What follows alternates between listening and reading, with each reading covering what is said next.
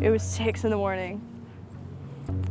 I got a knock on my door, a really loud knock, and I thought it was my dad who had locked himself out or something. So I opened it, and it's the LED flashlights and the really obnoxious bulletproof vest and the dragging me out into the cold when I'm in my pajamas. That was not fun. They seemed pretty shocked by the sarcastic, belligerent, angry teenager that they dragged out of bed that day. I don't know if it's just that I was 19 or that I was a girl, but they didn't expect this.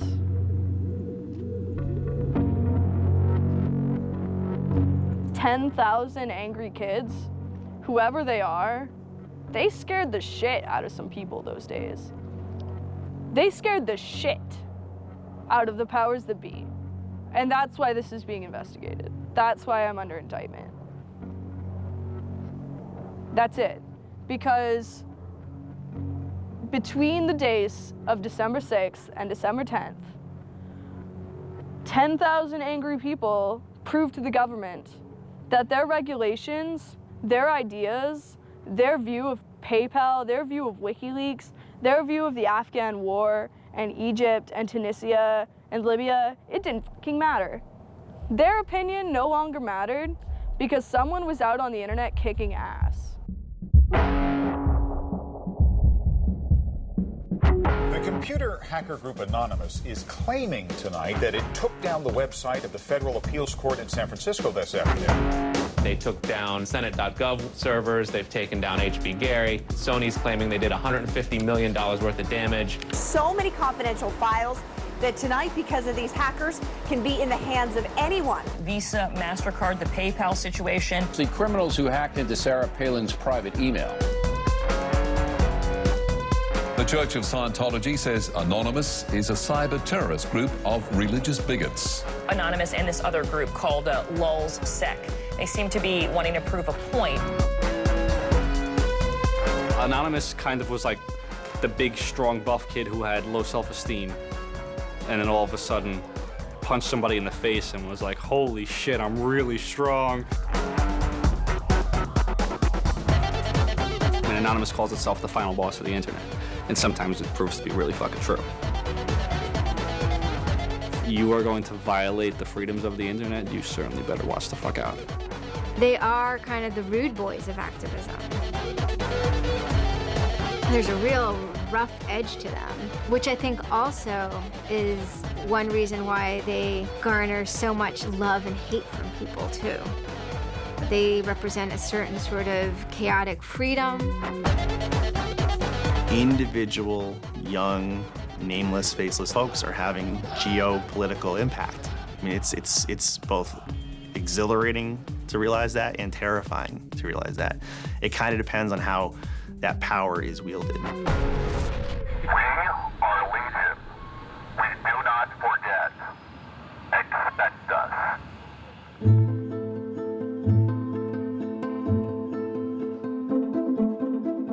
We stand for freedom. We stand for freedom of speech, the power of the people, the ability for them to protest against the government, to right wrongs. No censorship, especially online, but also in real life. We have members throughout society and all stratas of it worldwide. Yet we have no leadership. It's one voice. It's not individual voices. That's why we don't show our faces. That's why we don't give our names. We're speaking as one, and it's a collective. Good timing. I would love to live in a country where the government fears its citizens and not the other way around. But right now, plenty of anonymous actors are in hiding because of fear of reprisals by the government. I've been called many things. There's unpatriotic. That we're just a bunch of children sitting in our parents' basement. I got called a terrorist sympathizer. We've been called kids, we've been called cyberbullies, we've been called hooligans, and you know, sometimes those words aren't entirely unfair, but this is a serious political movement. No one, in the general public really seems to get it. What they don't seem to get is that the ability for Anonymous to be everything and anything is its power. Anonymous is a series of relationships. Hundreds and hundreds of people who are very active in it and who have varying skill sets and who have varying issues they want to advance and who are collaborating in different ways each day. They're a little bit like a prism or kaleidoscope. They've got many different facets and many different sides. Of course, when you spend enough time with them, you start to get a sort of feel or texture that's not just random, right? Yet it's very multifaceted, very rich, which does span from the quite lighthearted to the very, very serious. Bob Dylan had a line in a song just saying, to live outside the law, you must be honest.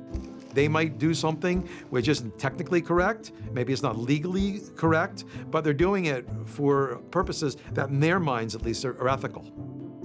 People who know what they're doing, who share an ethos, who have a commitment to exposing and humiliating the man, who have a very low tolerance of lies and what they perceive as evil on the part of overweening power structures. They share information, they share tools and techniques, and they are currently having a very good time. The hacker culture, as we know it, really sprang from one place. It was MIT, and it was specifically the people in the Model Railroad Club, the Tech Model Railroad Club. Hacking originated as humorous pranks. When the guys at MIT put a Volkswagen up on top of the dome of the building, and people woke up and saw the car up there in the morning, or they measured a bridge by the body lengths of somebody. I would say his name was Brian, and discovered the bridge over the Charles River was, 822 Brians. These are funny things. That's where hacking originated, and it migrated into engineering and computer communities. It's witty, it's pranks. Basically, Microsoft and Apple both got their entire start off computer crime. Bill Gates stole pretty much all of MS-DOS. Steve, Jobs, he was creating boxes to defraud the phone company, I always saw hacking as implicitly political. Hackers, whether they're conscious about it or not, whether they're explicit about it or not, make a statement about how we should treat information.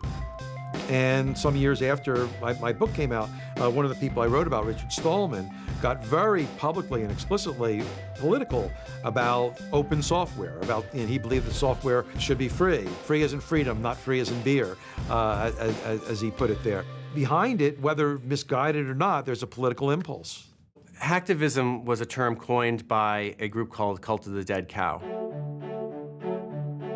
The Loft had an interesting relationship with the Cult of the Dead Cow. There was 3 members that were in both organizations. And we kind of kept the serious security research that they would do under the Loft name. And if they were doing some sort of just goofy stunt-like things, they would do it under the Cult of the Dead Cow name. Because the Cult of the Dead Cow was really kind of sort of like a propaganda type of organization. They had a guy who was the minister of propaganda. They're kind of merry pranksters. Everything they did was completely over the top. They would dress up like Mr. T sometimes. They would do rap songs at DEF CON, like a rap performance. One of the guys there, I think his name was T-Fish, short for Tweety Fish, coined the term hacktivism because he saw one of the things his group was doing, which he called hacktivism, was writing software that people in other countries could use to communicate securely, even if their government was spying on them. So the principle was it was freedom of expression. It was everyone should have access to the internet. Everyone should be able to communicate and get their message out on the internet. Even more important in countries where there was repressive regimes, that if you said something against the regime, they would come and take you away, and you weren't saying it anymore.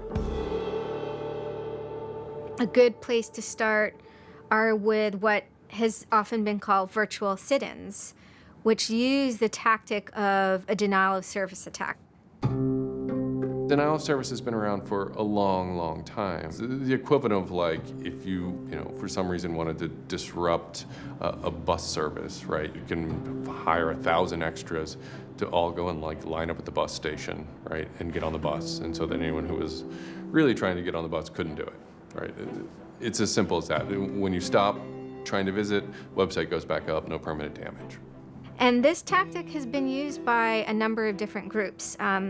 Probably the most famous is the Electronic Disturbance Theater. Another really interesting case happened in Germany, where a group of activists got together who wanted to protest the fact that the airline Lufthansa were using their planes to deport immigrants, and they would take down the site. And in fact, eventually the German courts ruled that this was a legitimate form of protest. From airport security to subway bag checks, there's no question it's a new world post 9/11. It's worse now for humans post 9/11 because intrusion and surveillance, which is always going to be misused by those who can misuse it, has created a different kind of society in which freedom to move unobserved is a privilege only of the rich. Privacy is a privilege only of the rich. Hackers see the technology giving them sanction to buy that privileged exclusion as well. Intrinsic to the technology is the power to self-transcend and get out of the hump of the bell curve and move forward to a par with the masters of society and do battle with them on an equal level playing field. That's activism. Anonymous grew out of what's known as 4chan. And essentially, this is just a website where people can upload images and you don't actually give your name. It's just sort of anonymous. When you look at 4chan, you're often surprised because it looks like a site from like 1995 or something. The idea is very simple. You post a comment and you post a picture. And you can post under your name or anonymously. And it's separated into boards about particular topics. So there's topic on anime, there's topic on weaponry. There's like a 4chan board for origami, and you just upload interesting pictures of origami.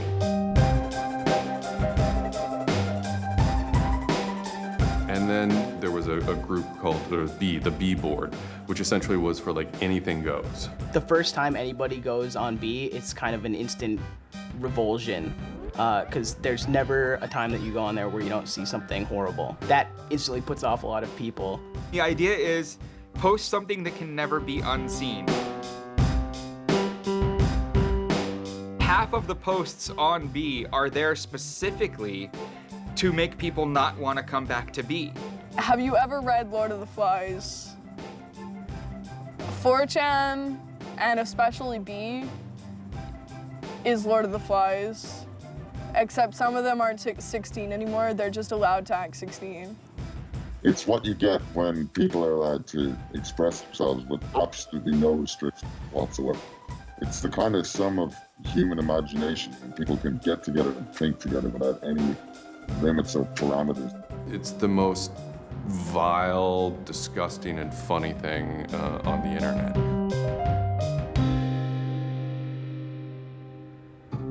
4chan was founded by Chris Mootpool when he was very young, maybe 15, in the early 2000s. He started 4chan because he was a big fan of Japanese animation. Christopher Mootpool is the sweetest kid you've ever met in your life. He's small and he's got these sort of like tiny features, and he runs the most disgusting website in the world. What I think is really intriguing about a community like 4chan is just that it's this open place. As I said, it's raw, it's unfiltered, and sites like it are kind of going the way of the dinosaur right now. They're endangered because we're moving towards social networking, we're moving towards persistent identity, we're moving towards a lack of privacy, really. The B board, that's the exact opposite of Facebook. Facebook, like, you're supposed to be like who you are, and there's sort of one model, which is that like you're friends with people, right? In 4chan, you're totally anonymous nobody. And anonymous speech is, a lot of it's ugly, but not all of it is, right? It is actually sort of a place where people can be honest. One of the important things about 4chan is to have a thread that really explodes and lasts for a long time. If it doesn't, then it disappears. It's a site that's not archived. So it creates conditions for anything that grabs attention at some level. And so humor and grotesqueness as a result are quite good for that. I'd rather just be referred to as anonymous, I guess, in the interviews, because I have some docs out on me. 4chan's just where I went to. I grew up on it, and I lived there. That's just what I did for fun. It takes a thick skin to enjoy it. But, you know, as long as you're not offended, you'll occasionally come into something really cool or really creative on 4chan. I think the most interesting thing about it is how you can watch memes evolve. You'll see something posted one day, and then a week later, it's got 50,000 derivatives of it. A meme is basically just an idea. It's kind of like a gene, but in the realm of the idea. A lot of the great internet memes that we all know and love, you know, lolcats, right? You know, little cats doing funny things, and then they have, you know, Icon has cheeseburger, right? All that stuff seems to start in this like petri dish that is 4chan b-board.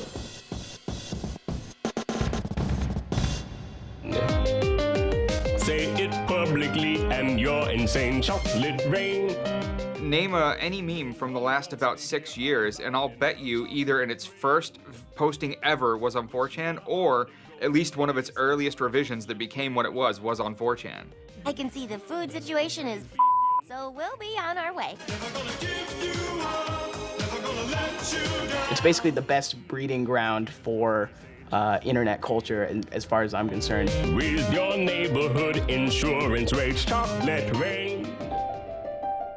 4chan is also very known for acts of trolling. Trolling is a fucking art. Trolling is getting the person you're talking to get as pissed off as they possibly can, and for no reason except for your own enjoyment. Maybe you're trying to illustrate a point, but it's mostly for your own enjoyment.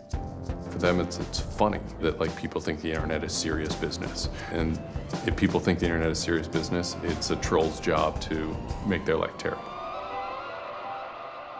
The idea of anonymous came initially as a joke. I mean, somebody suggested that what if the whole site, what if 4chan, what if B was just one person? And what if that's just one guy called Anonymous sitting somewhere and you're just reading all these posts by one guy? And it kind of looks like that from the outsider's perspective. I mean, there's no way to tell the difference. It might as well be one guy. Fox News did a very famous segment about it. They call themselves anonymous. They are hackers on steroids, treating the web like a real-life video game, sacking websites, invading MySpace accounts, disrupting innocent people's lives. And if you fight back, watch out. Destroy, die, attack. Threats from a gang of computer hackers calling themselves Anonymous. I've had 7 different passwords and they've got them all so far. Anonymous hacked his site and plastered it with gay sex pictures. His girlfriend left him. She thought that I was cheating on her with guys. As long as I can think back, Anonymous have done some pretty off-color things in the name of getting cheap laughs, you know. But, I mean, that's part of the culture.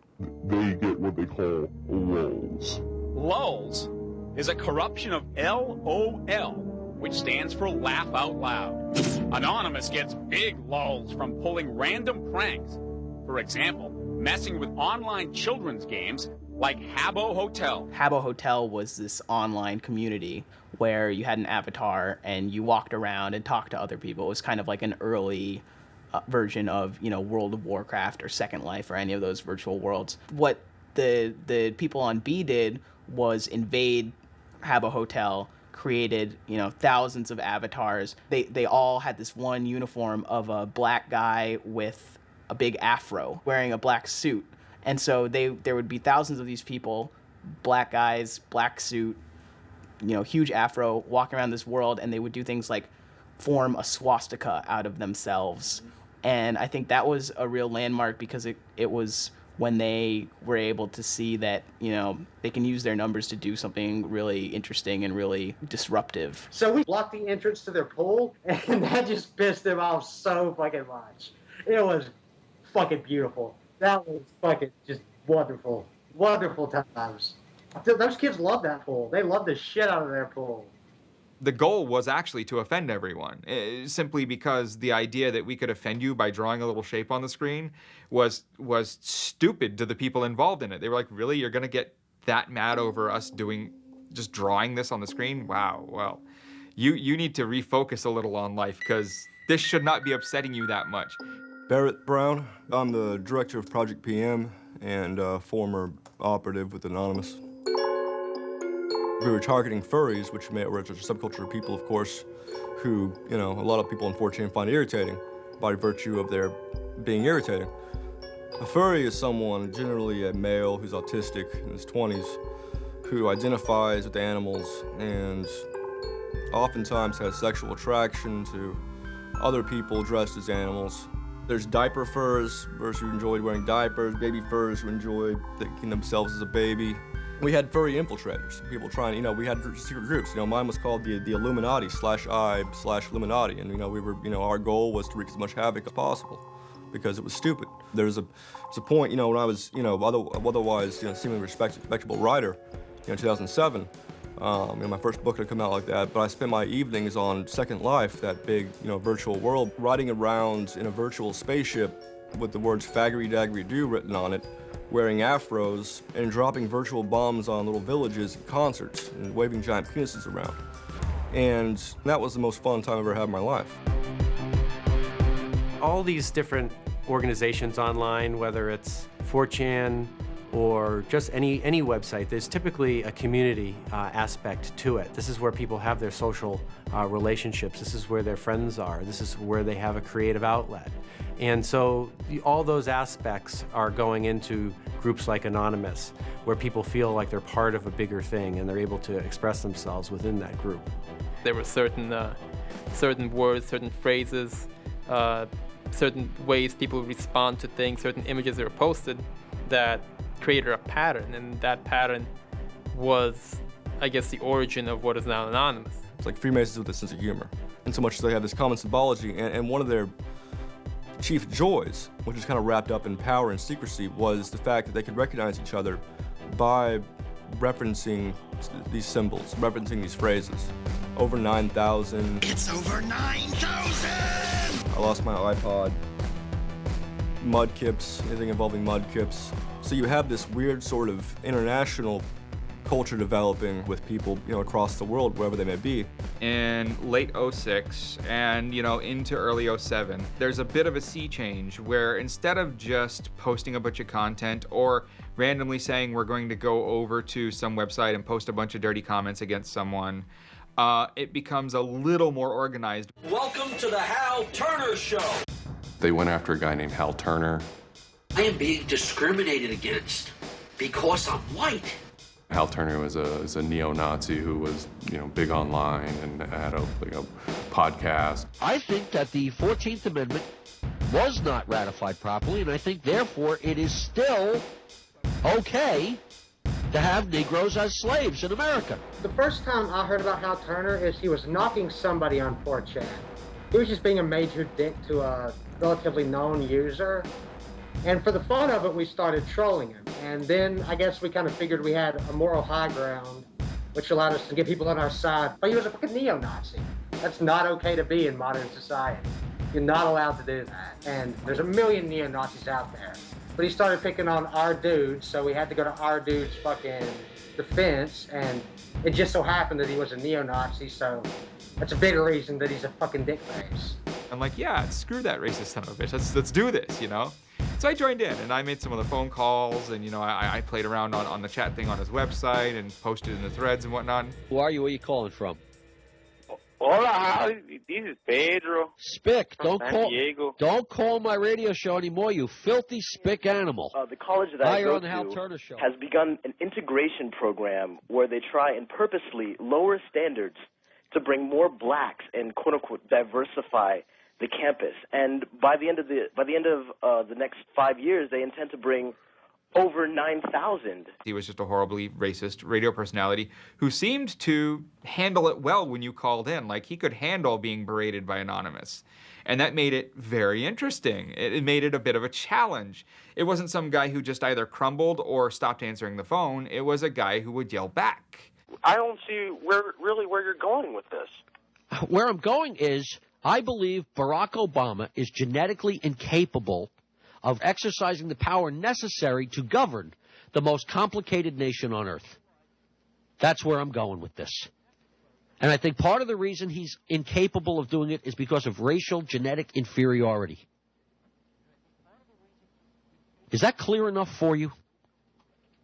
No, you changed the subject again. Wait a second, you asked Hal Turner me... wasn't the first, like, actual person that, Anonymous had caused trouble for, but the circumstances ended up being significant. They DDoS'd his website, stuff like that, costing him thousands of dollars, bandwidth fees. We DDoSed him, which is overflowing his server with packets and fake information. And then we kind of trolled him in real life. We sent countless pizzas to his house. We signed him up for escorts on Craigslist. We sent a bunch of pallets of industrial materials to his house, which he ultimately had to foot the bill for. And basically we destroyed his ability to pay for his radio show, and that took him off the internet. He was super pissed. And then they ended up getting some real hackers to help them out. Like, this wasn't sort of pranks. They actually were able to get into Hal Turner's private servers and his mail servers, and find some interesting emails that he was serving as an FBI informant, which, if you're a right-wing neo-Nazi, is not a good thing to be. And obviously him being an FBI informant, and also his reaction, his sort of douchebaggy reaction to the raids, damaged his credibility within the white nationalist scene, which is a shame. Hal Turner's gone. He's been prosecuted by the feds for threatening judges. It wasn't supposed to be different, but it ended up being different. People who observe Anonymous see this group called Anonymous going after this white nationalist and say, oh, hey, look, Anonymous must be some kind of activist organization.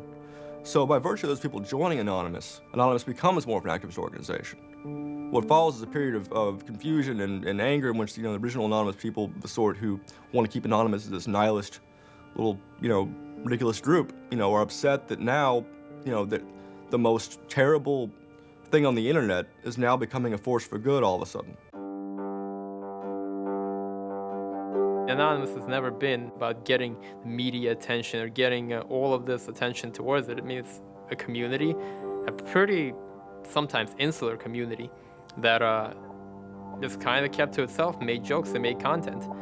But that was, of course, changed completely, just turned completely on its head when Chinology started. Anonymous began to become less of just a culture, people who wanted to perform pranks, and more of the internet's first army.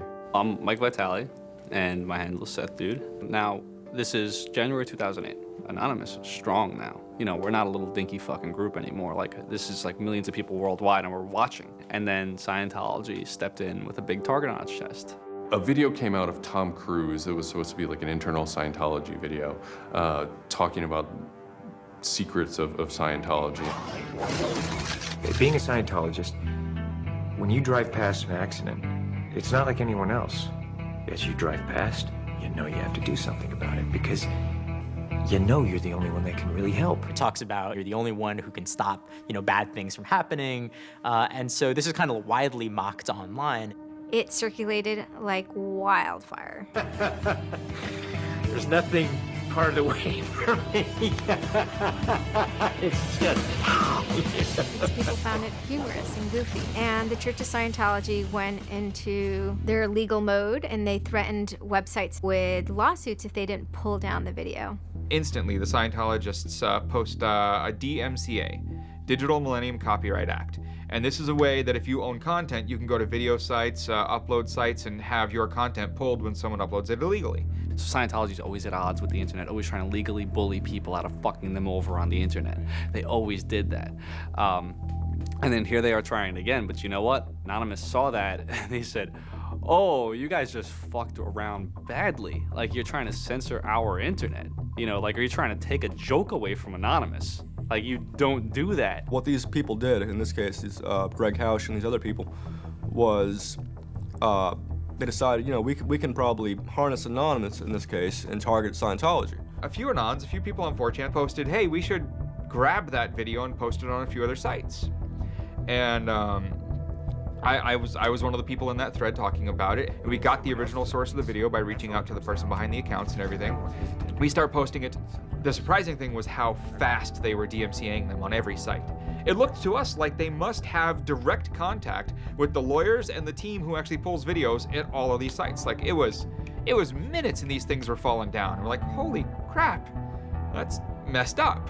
So what followed was this term called the Barbra Streisand effect. And this video as they're attempting to suppress it, went everywhere. Like everywhere you look on the internet, you were gonna stumble upon this video. Actually, Gawker, the site that I work for, was, I think, the first one to put it on the website, and we got in a huge legal battle with Scientology, who wanted us to take it down.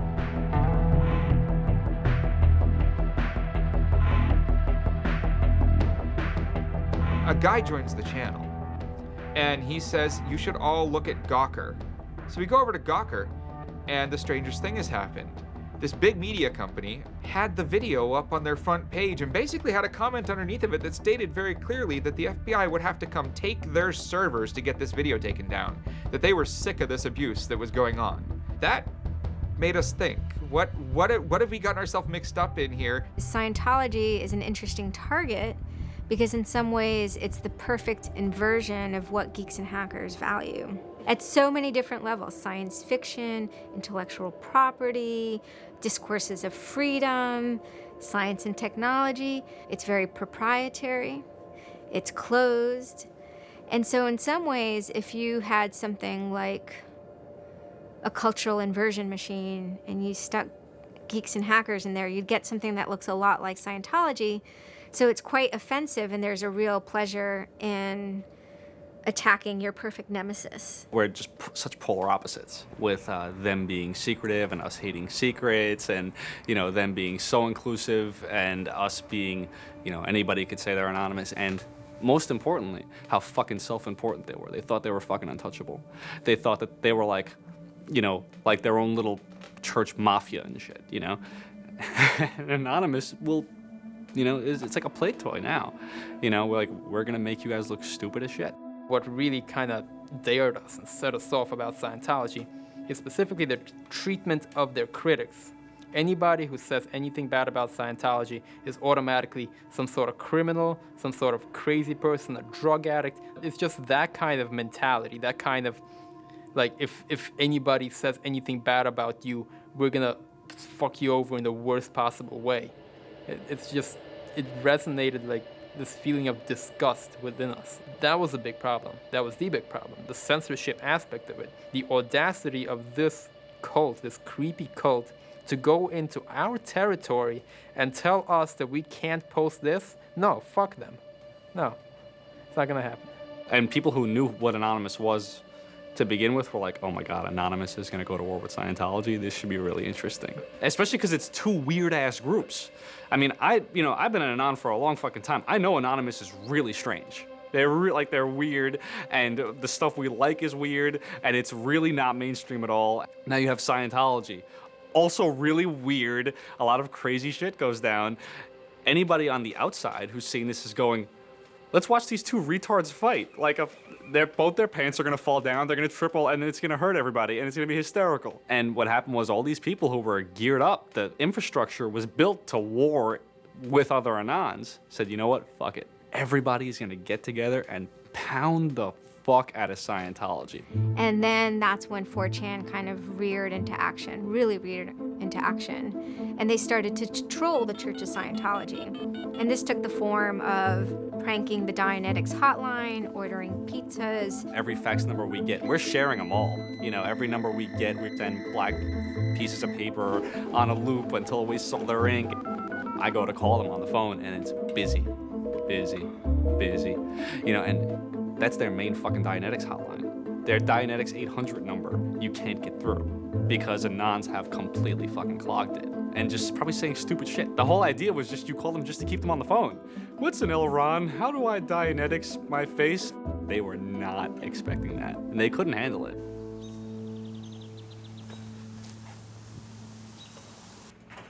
I'm Brian Mettenbrink. I always liked anything technical, mechanical, anything sciencey, really.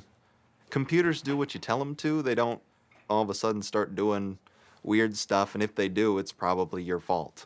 And I always like that, they're perfect, really, in a way.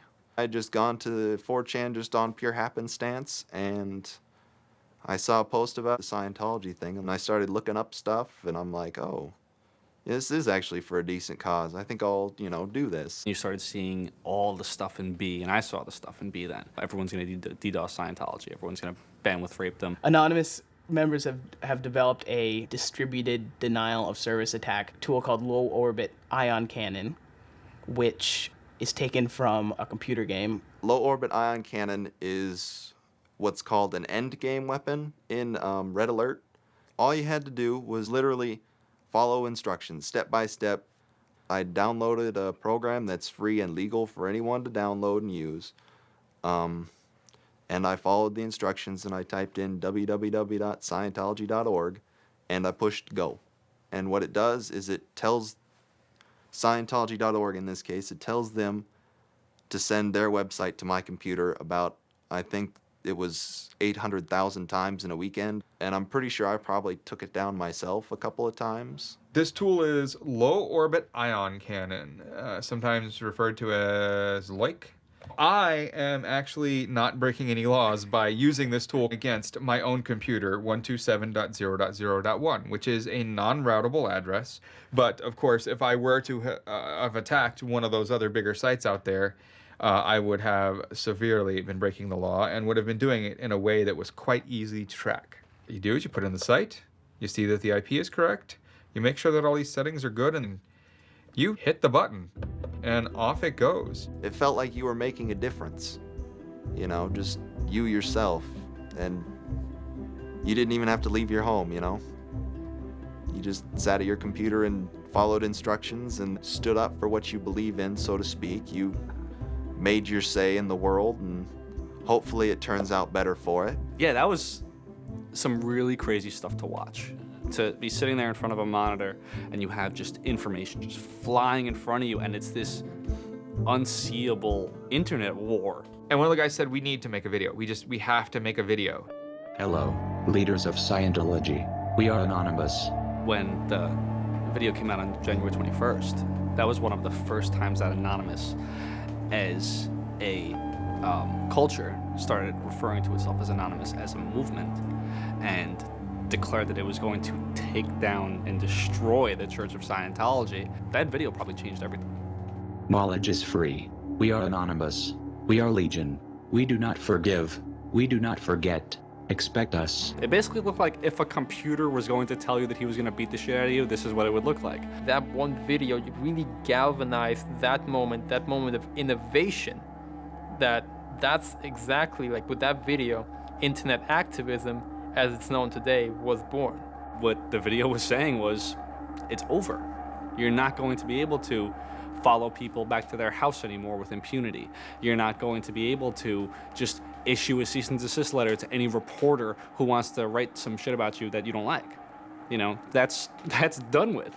Every time you do that, Anonymous is going to hit you harder. So we made a video named Call to Arms that said, we're going to the streets. Every major city of the world has a Scientology building. Be very wary of the 10th of February.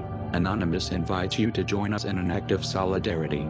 Anonymous invites you to take up the banner of free speech, of human rights, of family and freedom. Join us in protest outside of Scientology centers worldwide. And you just see this consensus forming that it's going to happen. So we made the third video, the code of conduct. Don't bring weapons. Dress accordingly. Cover your faces, because they will try and find out who you are and screw with your life. Rule number 17. Cover your face. This will prevent your identification from videos taken by hostiles. Scientology has a history of harassing, stalking, and just generally doing horrible things to its critics. So people needed a way to hide their identities. A lot of people had very legitimate fears. They don't want to be followed home. They don't want to be stalked. They don't want to put their families and themselves in danger. Everyone was going, well, we're going to wear a mask. What's the only fucking mask that we all already know or have a joke about? And it's the Guy Fawkes mask. You see the movie V for Vendetta, you know, the ending scene where everyone's wearing the Guy Fawkes mask. That is very reminiscent of what Anonymous thinks Anonymous is.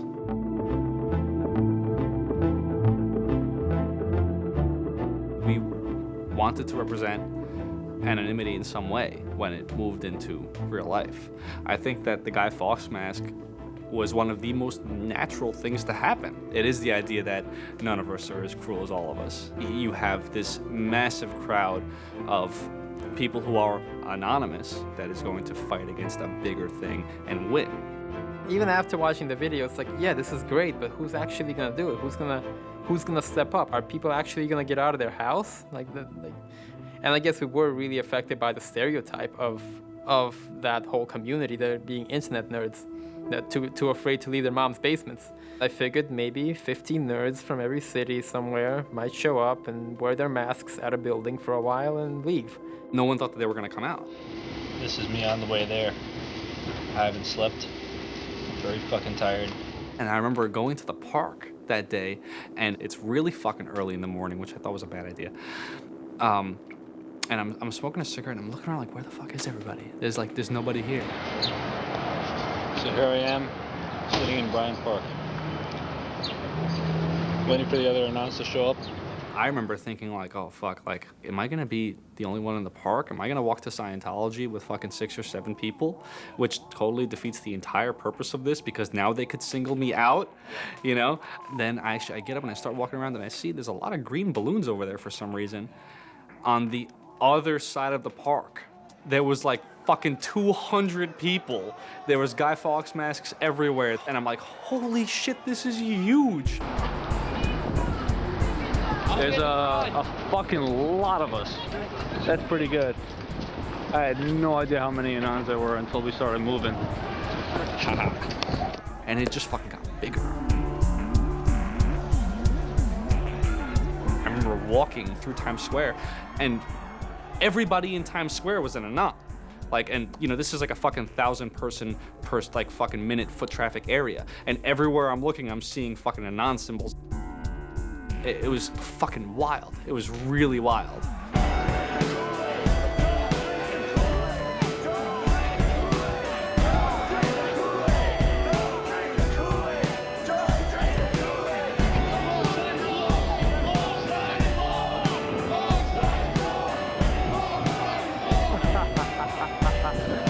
This is our fucking raid. Hell yeah! So we start getting numbers in. And Sydney. We're thinking that it's going to be 50 people. And before 10 a.m., before even time, there's already 50 people there. And there's still streams of people walking down the streets.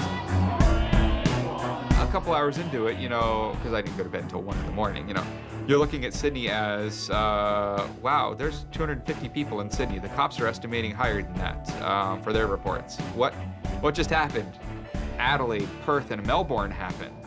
And, you know, over 200 at each of them. We nearly broke 1,000 leaving Australia. Now, the next protest was Tel Aviv, which had actually gotten its first Scientology building a week before this. There were Palestinians and Israelis at this protest, both holding their flags, and at one point they actually switched flags and held up each other's flags and whatnot. It was awesome to see.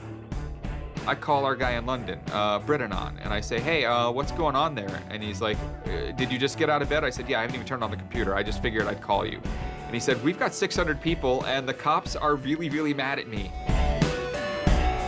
All the major cities were having hundreds of people come out. It's massive. Clearwater had like 300 people.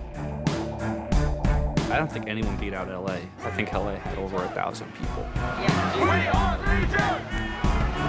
The thing that happened was something completely different, and hundreds of people from every city just swarmed the streets. It was kind of overwhelming, a little even scary, but scary in a good way. Soon, you know, we're at around the 10,000 mark, you know, and we were joking the whole time, over 9,000, you know, one of those memes. It was too surreal. It was not believable. You go by what name? We are anonymous. It was very empowering, especially after people saw the thousands of people showing up. This was it. We owned the world at that point. You've got lolcats and you've got rickrolling. You've got all these other things that Anonymous has been involved in. Then, you know, take us a month later and, you know, 10,000 people were just in the streets. And in every major country in the world, in every major city in the world. And what the hell just happened? What changed? You know, who flipped the switch? The world looked very different to me at that point. We all met each other. The idea of an Anon is you're fucking alone until you get to 4chan, you know, and then these people all think like you know? Then all of a sudden you're not alone. You are with fucking 500 others, you know, they all know the same jokes as you. They all clearly have similar interests as you. Here's your culture. You meet your own people finally. immediately you felt like you were at home. If you were an Anon, you were at home. We all like spent years in the same place, looking at the same pictures, laughing at the same jokes. You know, we pretty much were already friends, even though we've never ever met. It was very happy. It's perhaps a little surprising. It's not just preteens or teenagers. There's a far more even mix of males and females than you would imagine otherwise. Everyone always figured Anonymous was a very male, thing, but it wasn't like that at all, There's some fucking hot girls come through. Like, there's some really, you'd be surprised. And there were a lot of these so-called guys who weren't socially good. They were very awkward. They still lived at home at 23, half of them virgins. And I'll tell you, the amount of those people who got laid from these protests happening is in the thousands that would not have for years probably. That's why those protests were so important. It was a chance to finally meet other people that were previously anonymous and unknown, and hence it was the moment of the end of their anonymity. Scientology, they kind of fought back, so to speak. They posted stuff online. While claiming they are peaceful, in less than 3 weeks, anonymous members made or encouraged 8,139 harassing or threatening phone calls, 3.6 million malicious emails, 141 million hits against church websites, 10 acts of vandalism, 22 bomb threats, and 8 death threats against members and officials of the Church of Scientology. They basically antagonized, really, is what they did, which is really one of the things they're great at. They wanted to find me. They did. They hired PIs. They started taking pictures of us, threatening to sue us. People were getting followed. People were getting followed home. It'd be a regular thing for someone to say, oh, I had to lose someone on the subway. I saw someone from the Scientology Center, and they were following me. They would follow us to our houses, try to intimidate us, send us cease and desist letters. They had a PI hand deliver a cease and desist letter from a very expensive lawyer. It was a double message there. It was a, hey, we know where you live, and we know your name, and here's something from our lawyer. Just these old tactics that they used to fight the activism they faced before the internet just were completely ineffective against Chanology. Most of the people who received them actually framed them and put them on their wall. I've seen multiple of them framed and put on the wall. Mine's sitting in my closet somewhere in a box. They don't care to actually use the legal system to get you thrown in jail. They care to use the legal system to get you to stop.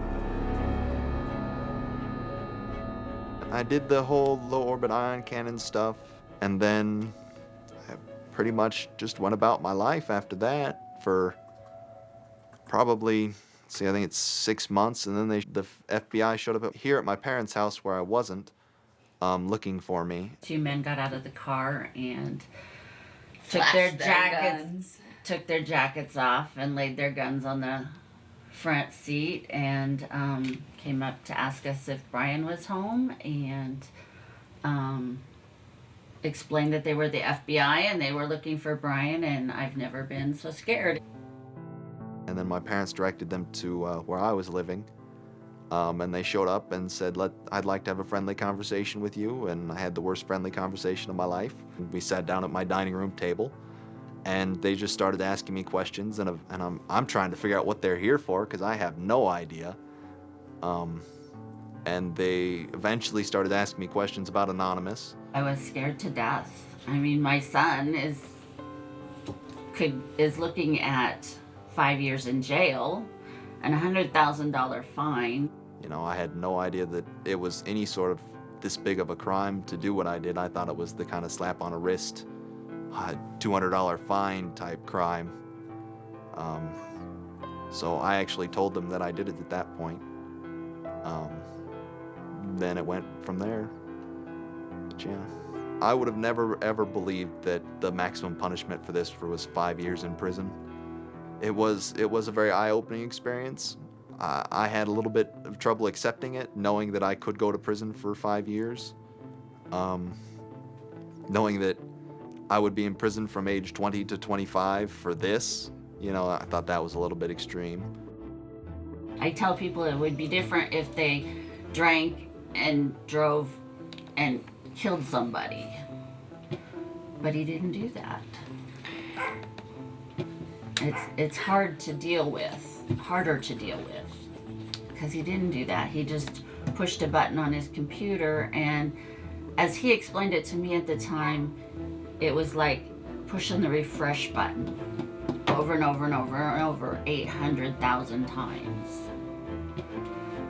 And it seems like such a little thing. I did the second most damage is what Scientology said. I sent the second most out of everybody. So I got the maximum for my category, which was 1 year in prison and 1 year supervised release. I think, you know, the way I feel is for what I did was one of the most, like, lopsided punishments I've ever, like, read about or heard of. Yeah, I think it's ridiculous, especially the year supervised release where I can't touch a computer for a year. I'm not sure what that's supposed to solve, except make my life difficult. So that computer behind me back there, I could go back to prison if I went over and touched it. I can't knowingly associate with members of Anonymous. They just made a big deal about Scientology as a religion and that this is America and you can believe in whatever you want to believe, and I'm pretty sure they actually compared me to like the KKK and the Nazis and stuff in the courtroom. Yeah, it's a completely different issue. I'm very proud of what he did. He stood up for what he believed in, but that was never, ever mentioned. I never would even dream of hurting anybody, you know. It's just not me.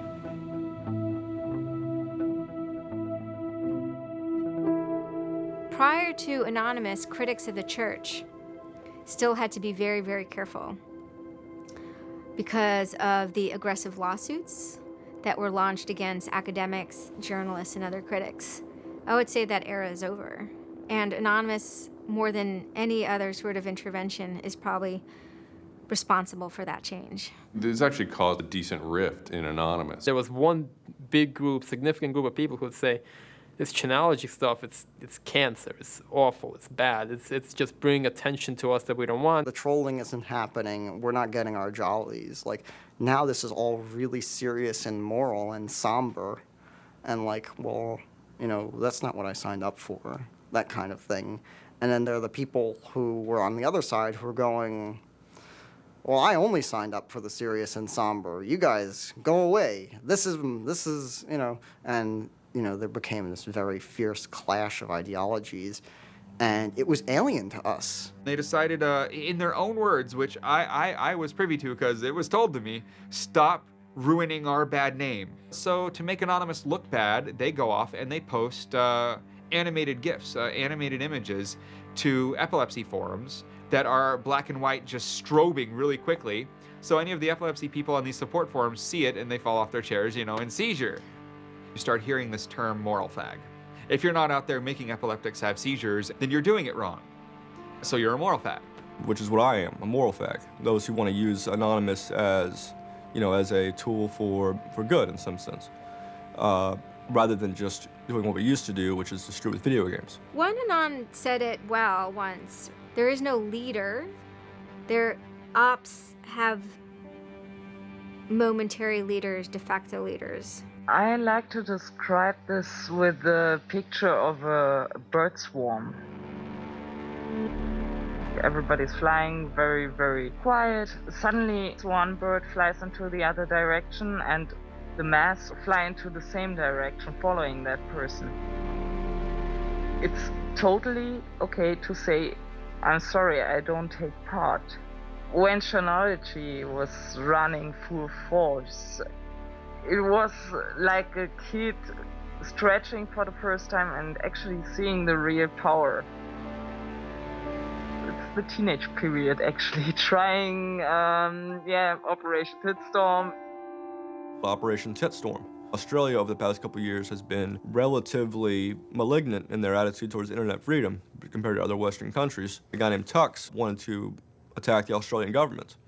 in retaliation for upcoming internet censorship laws. And one of them involved banning pornography with women with small breasts for some reason. So that was the first time that Anonymous went up against the government. When they DDoS'd and took down several government sites, it was the first time that Anonymous was going up against a state. If you had asked me all throughout 2008 and most of 2009, is the politics of Anonymous always going to be sutured and hinged to the Church of Scientology? I would have said yes. And it became unsutured, unhinged, when a different political wing was born in 2010. The Motion Picture Association had hired an Indian software firm to DDoS the Pirate Bay. And Anonymous, coming out of 4chan, DDoS, the Motion Picture Association of America, as well as then other groups like the Recording Industry Association. It angered people for a lot of different reasons. I mean, obviously one of the reasons was they were attempting to censor the internet. Another of the reasons, though, was that, you know, people in Anonymous had been arrested before for taking part in such attacks. Say on the Church of Scientology and other targets that there had been before. I think there was a big sense of the hypocrisy in it. This was the moment a kind of networked kind of architecture was born, where there was a different node that was unrelated. Some people crossed over, and they were connected by aesthetics and by ethics, and yet this was a different ship that was sailing.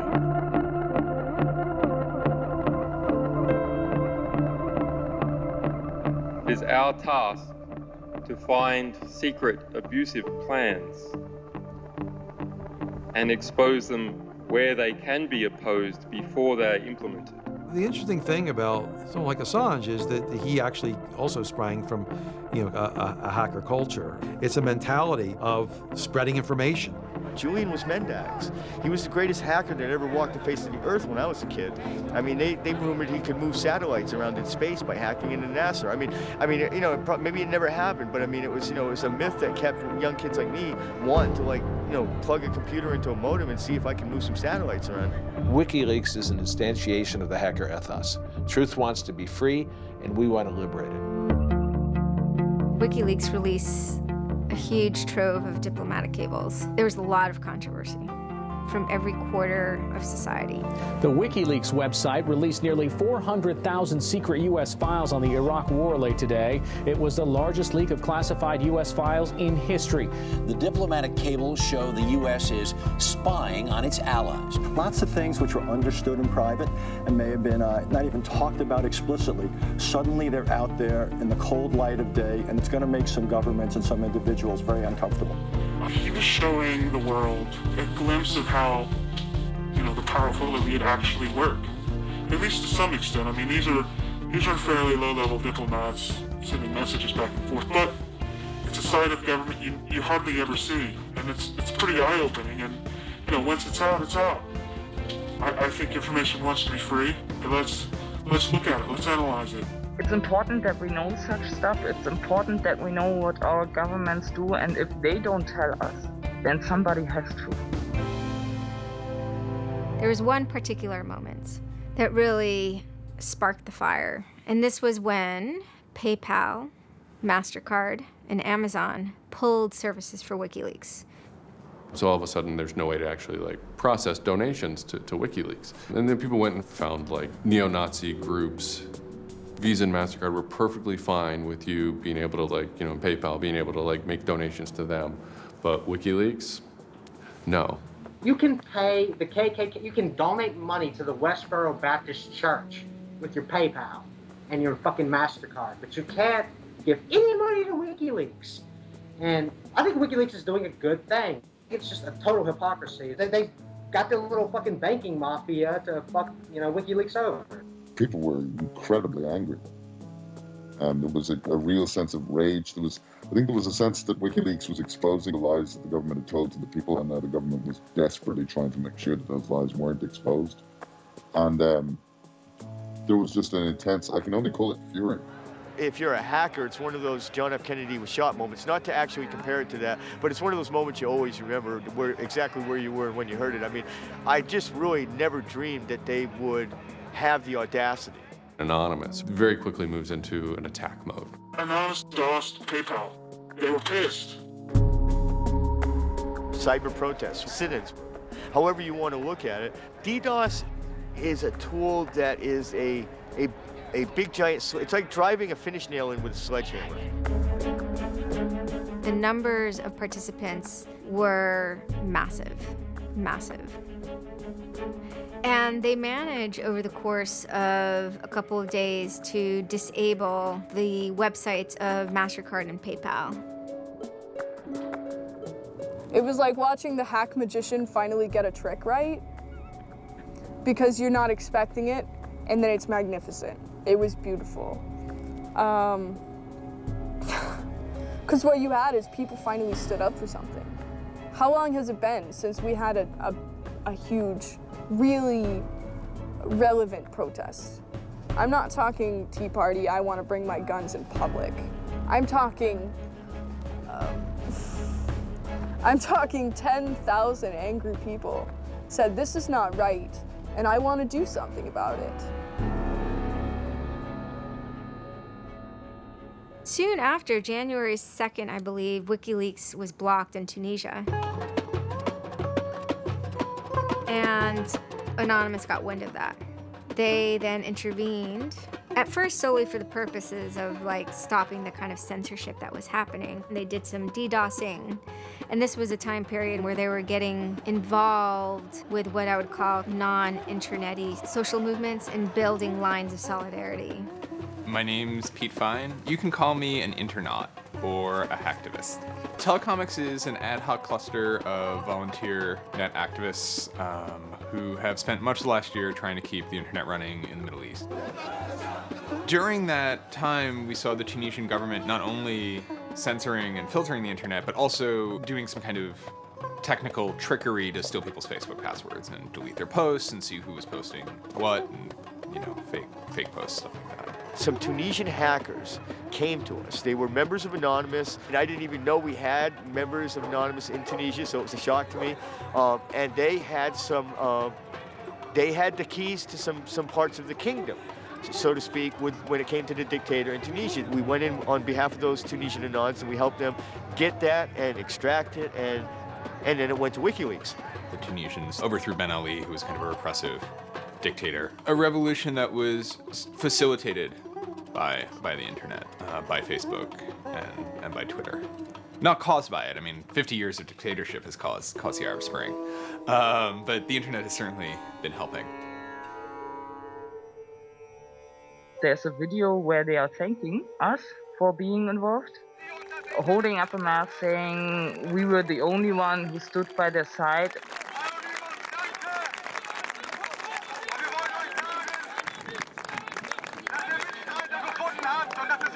For me, it was awesome to hear that and to feel the connection. The same group of hackers that target anti-WikiLeaks sites have now turned their attention to Egypt. In kind of the lead up to the Egyptian revolution, we would tweet on people's behalf. We would get people from Egypt who were unable to access Twitter on their own on our IRC network, and we would take reports from them and tweet them out using our account to kind of help them get the word out about what they were experiencing. Some of this shit is personal. And one of the things about the movement as a whole, when Egypt rolled around, is that Egypt broke us emotionally. Watching in real time with live feeds that we helped set up, Egyptians get massacred with machine guns. It was different, and I have never in cyber activism wept before. It's never bothered me like that. It's never been able to touch me the way Egypt touched me. It was fucked up that we were watching people killed for no reason other than leaving their homes, that these people had every right to freedom, that they had every right to choose their government. And then January 27th, January 28th rolls around, and the Egyptian government starts shutting down the internet. I mean, just for the whole country. The whole country. There's this fantastic traffic graph that you can see the traffic coming out of Egypt, and it looks like, you know, like this. And it goes like that. Just totally stops. And we were just shocked. We were just like, what the fuck? Like, what the fuck? To think that a country would completely cut itself off as much as it was able to from the outside world was pretty unthinkable. You know, we know bad things go on in the dark places. And suddenly it got quiet. I remember that somehow burned into my brain that first Twitter was flooded and suddenly everything was quiet. That's the kind of thing that could start riots. I think when Mubarak did what he did, I think it really upset people here as well as in the Middle East. I put myself in their place, and I found myself in a desert of nothingness because he just wiped out everything that my world incorporated. That just showed me and everybody else that the same thing can happen at any time, at anywhere, in any government. Anonymous and the people on the internet stood up and said, go fuck yourself. You want to shut down their internet? Fine. The people on the internet will show them how to turn it back on.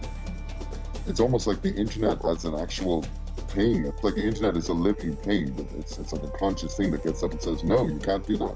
A lot of my friends helped with encryption, helped people on the ground in those countries validate SSL keys and certificates, and really showed them how to subvert their government and become free. And then Telecomics started to tweet connections to the internet, dial-up connections. In Egypt, the care package we put together included some kind of our comms information, the ham radio and dial modem details. In total, we helped coordinate and run about 500 dial-up modem lines. We also Googled up treatments for tear gas and other kind of basic medical treatment and found folks who could translate that into Arabic. Sort of put this together in a nice one-page PDF and fax, and off it goes. I think the most effective thing was shutting down government websites. We're taking your dictator's web pages down. It is cyber warfare at that point. When you're dealing with a dictator like that that's killing people, all the gloves are off. We are going to not just take your websites offline, we are going to destroy your every communications. We are going to wreck you like a nation state would wreck you. In Cairo, Egypt, the crowds are shouting and screaming.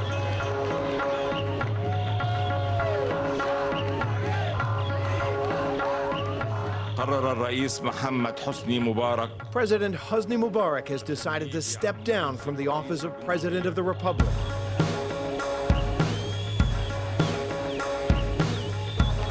When Mubarak left, it was a hell yeah moment. People can rise up, people can make a change. And I think for a lot of people in America, it was the first time they had seen people rise up and take down their government and say, we're sick of this shit. We're sick of the oppression. We're sick of living as slaves to your power. We had Egyptians come thank us as we're doing this stuff, and I said to them, like, look, you guys just get our back if stuff goes down here. Although it was awesome and it was one part we were fighting for me it was quite clear that it's not the end of the story. That it's not suddenly changing into rainbows and nine cats or whatever, but that we now have to watch even more. The FBI is now investigating Anonymous, a loose collection of rogue, tech-savvy hackers credited with bringing down the websites of MasterCard and Visa last December. So there were 40 raids back then. They seized computers, cell phones, and those kind of technical apparatus, sometimes including in the case of, a 19-year-old girl lived with her family, they took her parents' stuff too. There's always been a sort of cat and mouse dynamic, not just in relation to the feds, but also to these sort of groups that have appointed themselves as guardians of the Republic. And there's groups called like Backtrace Security, which is made up of a couple of deranged people who, I think for personal reasons, have grievances against Anonymous. I've been threatened by people who are former Secret Service agents who now run private security companies. Suddenly, on February 5th, a Financial Times article comes out that we all see. And it's quoting this guy named Aaron Barr, who's the CEO of HP Gary Federal, which is an intelligence contractor.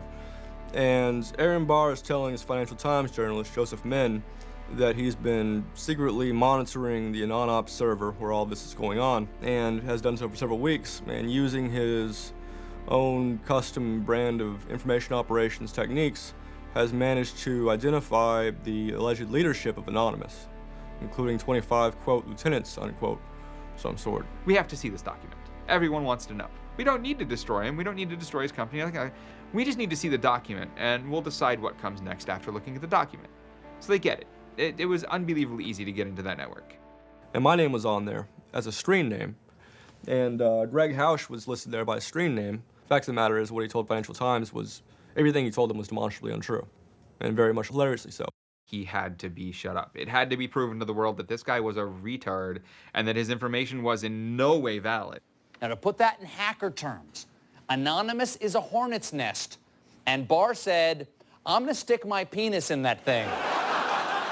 In a mere 24 hours, he was owned, pwned completely by a small group of participants who basically went on a hacking rampage. Faster than you can say, get these hornets off my penis.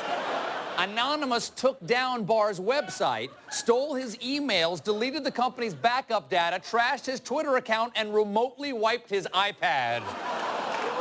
And he had just reached the Hammam High level on Angry Birds. The HB Gary hack brought about 70,000 emails. Probably the most important ones had to do with a proposal that HB Gary had already formulated. It was packaged up as a nice PowerPoint presentation. Kind of act as privatized agent provocateurs, where they were going to discredit WikiLeaks. HB Gary was proposing submitting fake documents to WikiLeaks, and then when discovered as fake, the error could be called out and it would discredit WikiLeaks. Right. So, so there's a lot of specifics that I can't talk about. So let me try to answer that though in a general sense. Well, first of all, it's probably no surprise to anybody, I'm not a big fan of WikiLeaks. I think that the broad purpose of trying to get as much information, proprietary or classified information for the government, expose that, is an extremely destructive and dangerous purpose. As Julian Assange had a few months before noted that they had information on a major bank showing wrongdoing, and Bank of America somehow knew it was them. And the proposals involved for Bank of America and the WikiLeaks problem, they entailed conducting information war on WikiLeaks and its supporters, creating dissension within WikiLeaks, DDoS attacks. You also wanted to launch cyber attacks on WikiLeaks infrastructure to get information on document submitters. Well, one thing I guess I want to make sure is clear is, you know, none of those activities had actually occurred. You know, there's in business, there's you know, when you start proposing or thinking about an idea, there's a brainstorming phase, and somebody says, well, what if, you know, what could we do? What's theoretically possible? Well, still, this was an idea. This was proposed. This was something that you thought about. Right. They also wanted to go on a campaign kind of targeting Glenn Greenwald, who's a reporter for Salon, who's an outspoken kind of critic of the government and supporter of WikiLeaks. It seems like you're trying to attack a journalist here.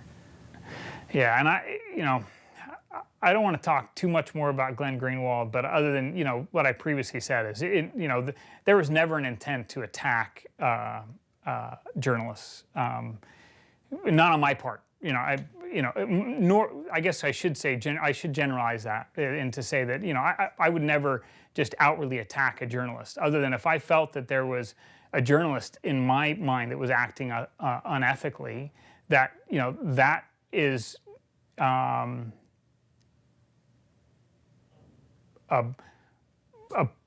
that's a fair game for having a public discussion about.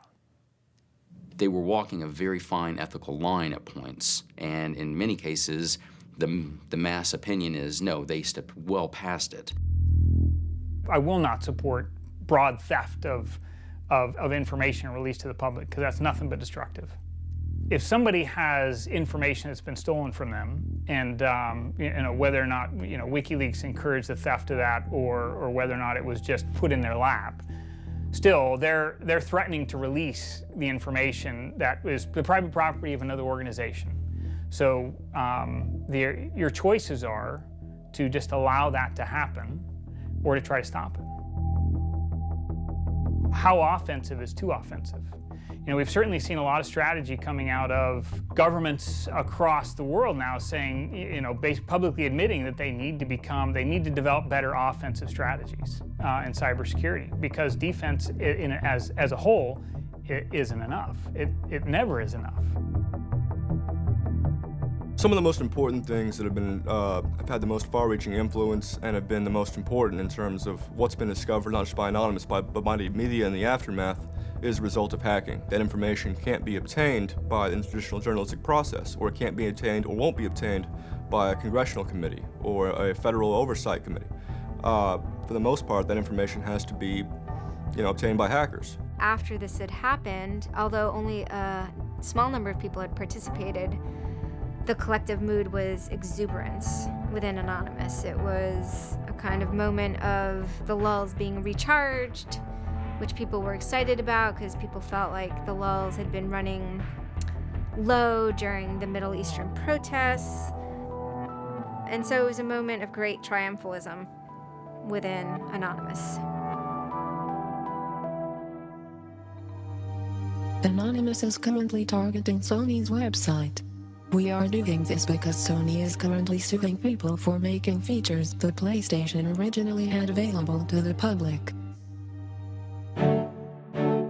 It started off as a denial of service attacks, but then someone really broke into the PlayStation network and stole all the user accounts and all the credit card information. Sony has confirmed that hackers broke into its PlayStation network, exposing the personal information of up to 77 million users worldwide. Anonymous basically bent Sony over and had their way with them, and the consumers were the ones that also got hurt in the process. 2 months of people not being able to use the PlayStations, that actually had real hardcore end-user impact. If they break into a site and they pull back customer information, do they really need to disclose 100,000 customers? No. What they're doing could be done a lot better. And when I say better, I mean better for the end user, for the customers, while still making a point. And then, kind of seemingly out of the blue, there was something by the name LulzSec that sailed into the seas. Well, LulzSec, it's sort of a group of a couple people, mostly from Anonymous, who, in large part, were the same people who hacked HB Gary. And they decided to form this little group and just carry on operations sort of outside the purview of Anonymous for a while. They hacked whatever they wanted, they released whatever they wanted. It's almost like they had no rules. They just said, this is what we're gonna do. We're gonna stir up the court. We're gonna get some trouble. We're gonna make some waves. And they did. What they did was they put on a play. Not high arts, not lowbrow either. It wasn't particularly, let's just say, grotesque. Their symbol was a kind of cartoon caricature of the Monopoly man with a monocle and a cigarette. There was a lot of iconography of boats and ships, pirate motifs, and then, of course, a cat. Chaos and mayhem. Right now, it's probably one of the right things to do. Some of the things LulzSec did in the court of public opinion were less noble. Private citizens were being doxxed, or the credit card numbers that could have been redacted. You could still make your point without actually, giving up people's personal details. So the court of public opinion swayed that LulzSec had crossed lines that maybe the previous manifestations had not. Collateral damage, such as the release of docs and people's personal information who are just caught in the crossfire, really, of an anonymous confrontation, is something that a lot of Anons don't really support. There was a lot of, infighting about it because their way, wasn't really our way. We will not attack the media. PBS's Frontline runs a documentary on mainly focused on Bradley Manning, the alleged leaker to WikiLeaks. And just for a lot of Bradley Manning supporters didn't like it. They felt it was a little too psychologizing, right? It was like looking a little bit more like his personal life than like why it is he leaked the documents and what the documents actually meant. They hacked a website putting a story that Tupac and Biggie had kind of escaped the world of celebrity fame and attention and retired quietly and discreetly in New Zealand. Lulzsec, when they attacked PBS, that gave me the creeps, As a journalist, I'm not too thrilled with the idea of someone judging that we don't like you to write that. We don't like your reporting, so we're going to shut down your website. I'm uncomfortable with that. It could be me, and I could be writing something about a group that they didn't like.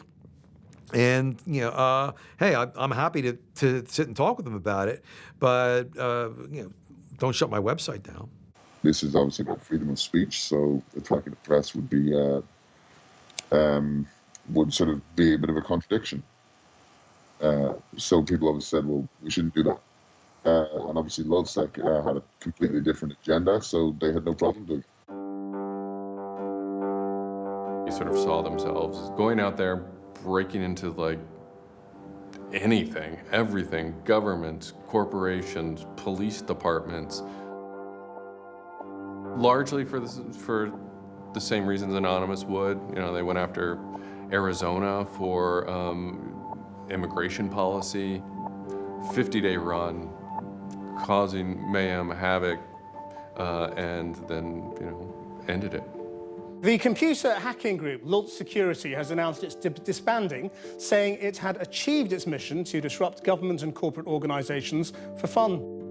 I call this whole thing the rise of the chaotic actor. It's not like the first time we've had hacktivism, but we're definitely seeing like a renaissance in it. And chaotic could be chaotic good, neutral, or evil. If you go back to the old Dungeons & Dragons charts. And some people see Anon-Ops initially, let's stick with Anonymous, as chaotic good. They saw Operation Payback, or they saw attacking Scientology, and they say that's good. It's like Robin Hood, right? Chaotic good. Outside the system, but doing something good. Other people saw Anon as chaotic evil, like the Joker. They just want to see the world burn and doing potentially irreparable damage. And the truth is, yes, it's the entire column of chaotic.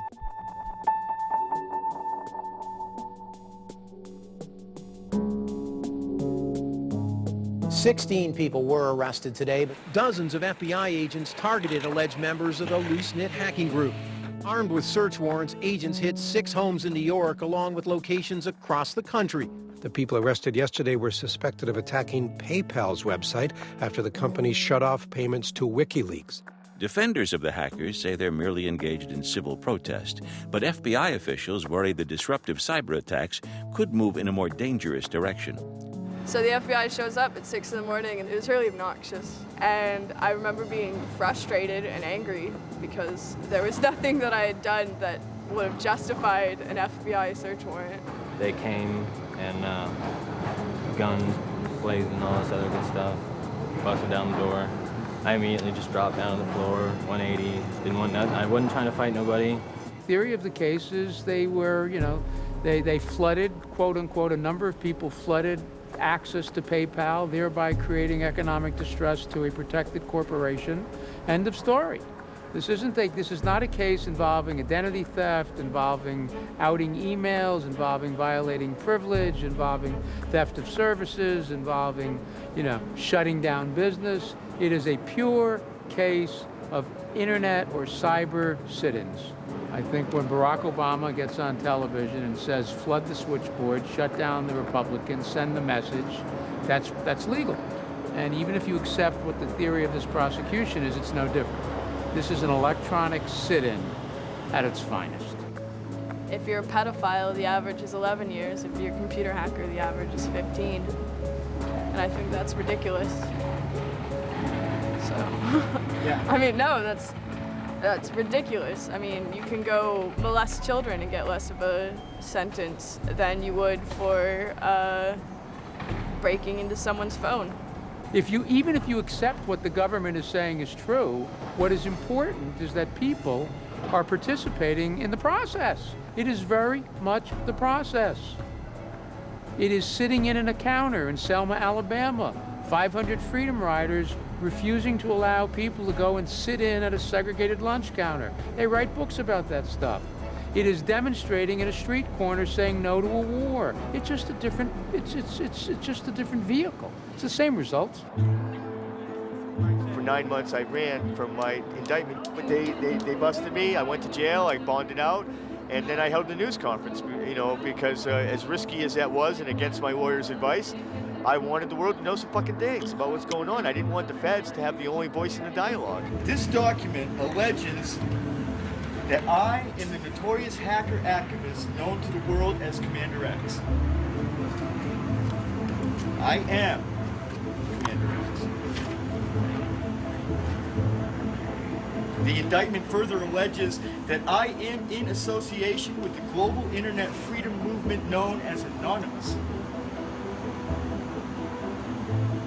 And I say yes, I am immensely proud, humbled to the core, to be a part of the idea called Anonymous. You know, I would never compare myself to people like Gandhi or Dr. Martin Luther King, but they were one person, and they were willing to go out and change the world. And their messages live on every day, through everybody. And to not take the chance of having something like that to do is foolish.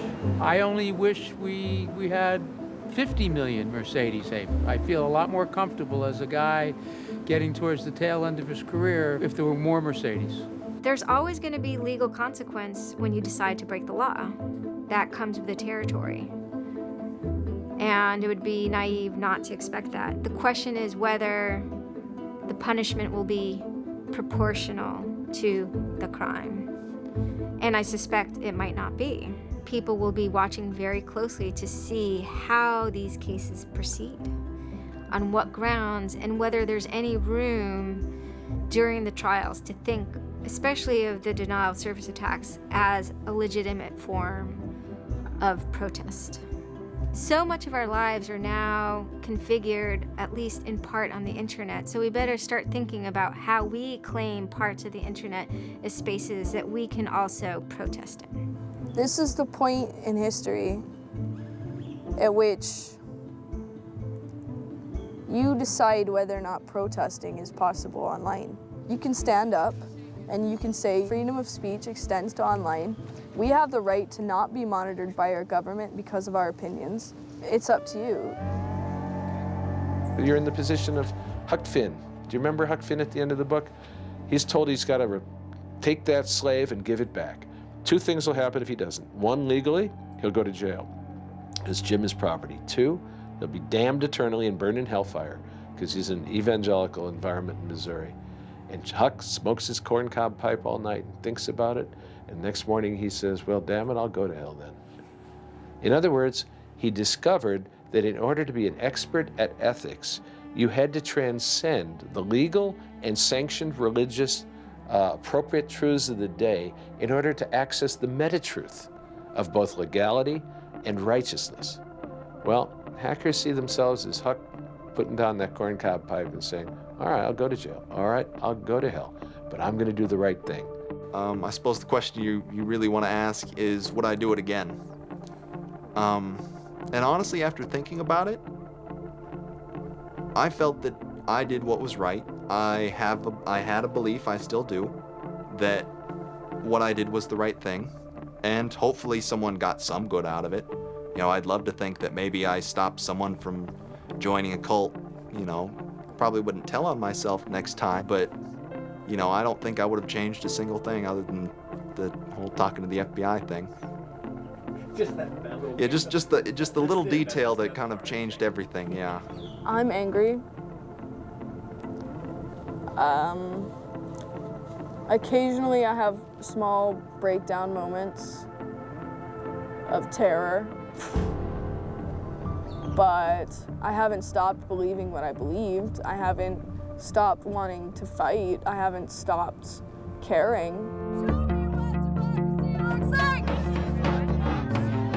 Show me what democracy looks like!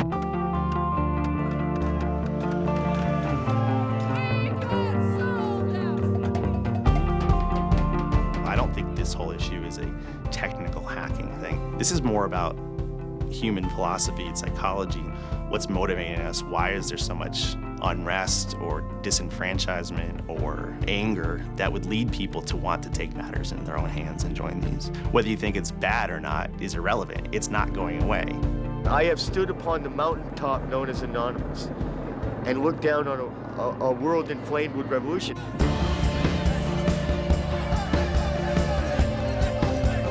What can you say? Your spine tingles when you're at the cusp of history. When you're surfing, the waves of history, your spine tingles. There's a lot of people in Anonymous who feel very deeply and very sincerely about their contribution towards democracy around the world. And I think that's one of the main things that I'm most proud of about Anonymous. There are things that I'm not proud of about Anonymous, but we stand against censorship and we stand against oppressive governments, even our own. It's a very noble thing.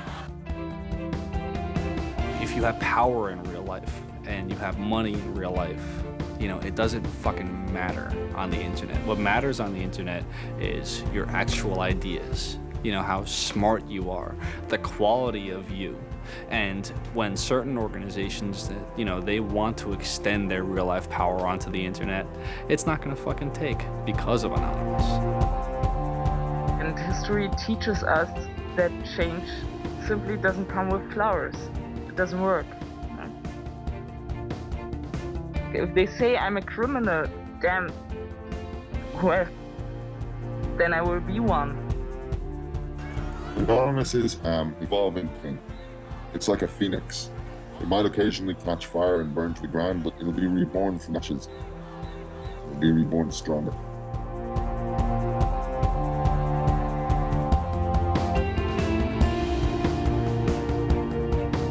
I don't care if you're a Democrat or a Republican or an independent, or if you like Ron Paul, or if you worship pigeons or Scientology, or if you're Catholic or atheist or Methodist.